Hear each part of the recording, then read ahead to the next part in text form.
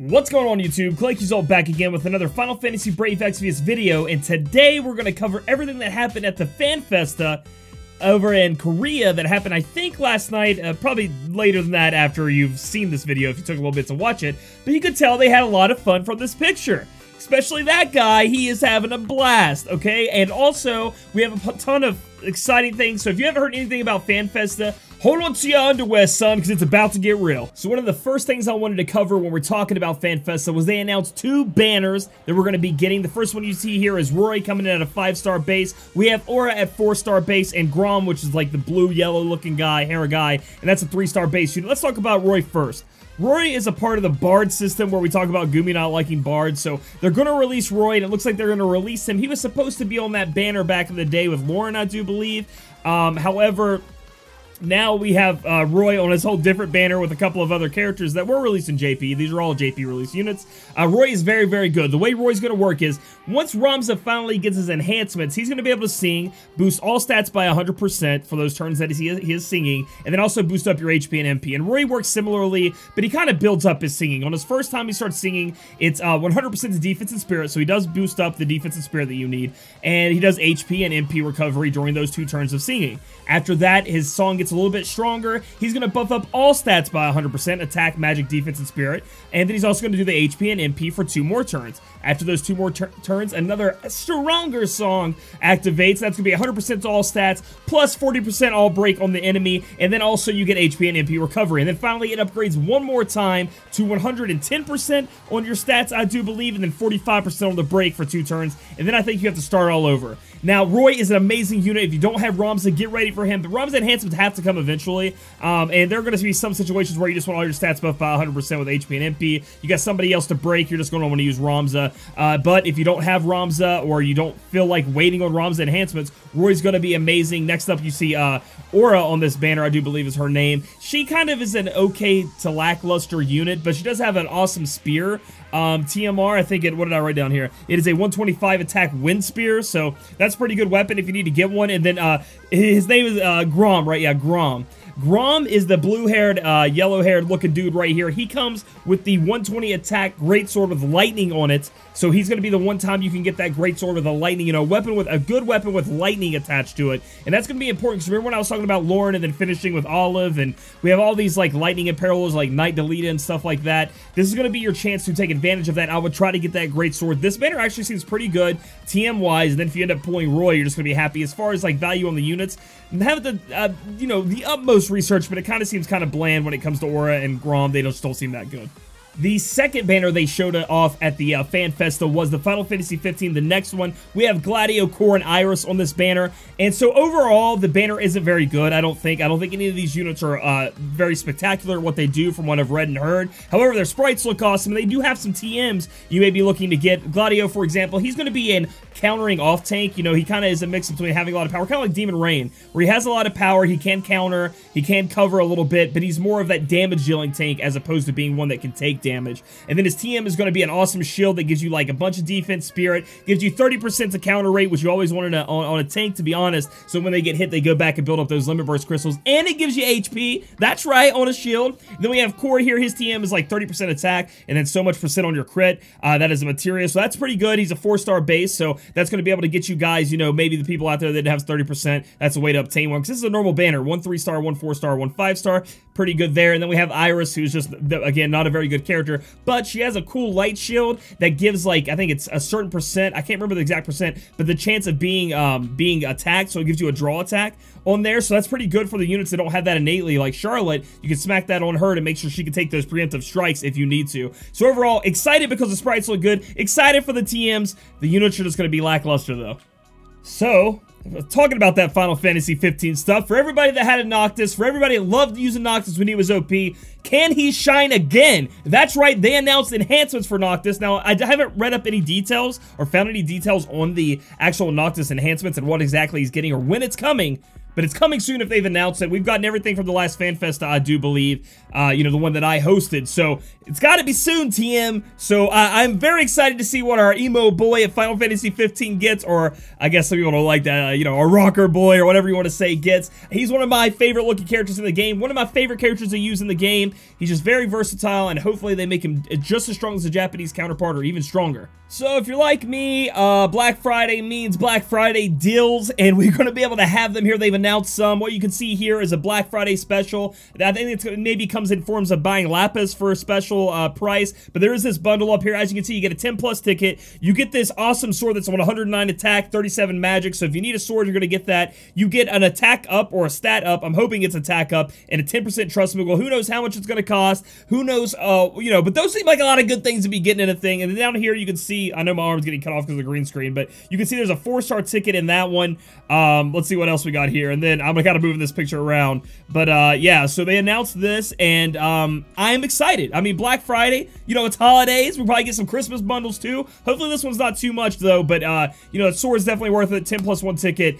Oh my god, let the savings begin! And as is tradition when it comes to these fan festas, there is a unit that is chosen, created by you guys, the fans of Final Fantasy Brave Exvius, to actually be made and put into the game. And this time for Korea, it was Ellis Paris, the Hemomancer, which I think has to do with blood. If you look, they even did the art for the in-the-game character, and she looks badass. And you can see her, she's actually in the game hitting people. Like, that is good editing. At the very top there, you can see that. Let's look at her lore. Job, Hemomancer. Gender, female. Race, vampire. And then in parentheses, human. A shadowy temptress known for her assassinations of unmarried, corrupt politicians and military leaders, born by the unholy union of a succubus and vampire. She manifested the unique ability to control both desire and blood, hers or her opponents. Through trained and kept in secret by her Mystidian handlers, and in actuality an unwilling killer, word soon spread of the Blood Dancer, her ruthfulness legend, whether her vision spawned as a result of remorse and a yearning to clear her name, or the intent to continue her killing spree, only time will tell. So she kills people! She murders them! Abilities Limit Burst, the Thirst. Physical damage 1.5 times is HP drain, 50% to all enemies. Grants I Can Taste You. Plus 100 physical damage against low enemies, stacks with passive. And 5% HP drain on physical attacks and abilities for 4 turns to caster. So that seems pretty cool. We get like it's a cool mechanic that hasn't been introduced in the game, really. If the opponent has lower health, you do more damage. That's pretty cool. And again, I don't know if they actually keep all of these abilities. If they'll change them, they'll probably tune them for sure. Or if they'll actually use what they have here, or if it's just the art submission that goes through. But we'll talk about some more. Active. Open You Up. I love the names. 15 hits, physical damage, 3 times to 1 enemy. So pretty high on hits, pretty high on multiplier, pretty good. Enables use of Force Transfusion for 2 turns. So let's go find Force Transfusion. Where's that at? Blood Twirl. Force Transfusion. Here it is. So you can use, after you use that, you can use this move. 1 hit physical damage, 2.5 times with ignore defense 50%. To 1 enemy. Reduce caster's HP to 1%. Deals increased damage 3.5 times. It grants HP drain 5% of targeting low HP enemy. Okay, so even more, like, that is a big deal. Although, it hurts you, but then you drain targets. So it hurts you to do damage, but then you drain the health back. Very flavorful with this character. Blood Twirl. 10 hit physical damage, 1.8 times to all enemies. Heal HP to all allies. That move is sick, and I want it in my life. Can you tell me? It's like Ash's move. But it's physical damage, so it's a physical damage that can do that. That is amazing. I want it in my life, and I also want it to hit for the same chain. I want 5 chains in between the frame rate, but we'll see the frames. Jaw Dropper. Notifies 1 enemy's physical ability for 1 turn. That's a Jaw Dropper for sure. Passives. Ambidexterity. Normal attacks and abilities hit twice, and boost equipment attack 50% when single wielding. So, essentially what this passive is, which has never been in the game either, is pretty much double hand. You get double hand, but your abilities hit twice anyway, which is pretty cool. I mean, I don't see that as being too OP. Maybe. I don't know. We'll have to see how it works out, but that's still a pretty cool idea. Moribund Killer. Boosts physical damage by 50% and gets low HP, less than 50% enemies. Again, just more things we've never had in the game and I think are pretty cool and very flavorful. Overflow. Receiving healing beyond max HP from drain effects converts excess healing into increased HP. Up to 25%.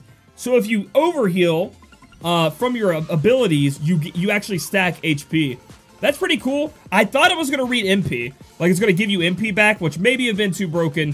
So the HP increase may be better. Desired Incarnate. Grants immunity to charm effects. You can't make her love you. She makes you love her. Too pretty to hit. Reduce the chance of being targeted by 75. Hey, 75%. I like that. I like that a lot. And then we have the Trust Mastery down here. Unimaru, plus 127 attack, plus 50 spirit. Looks like a katana. Grants moribund killer.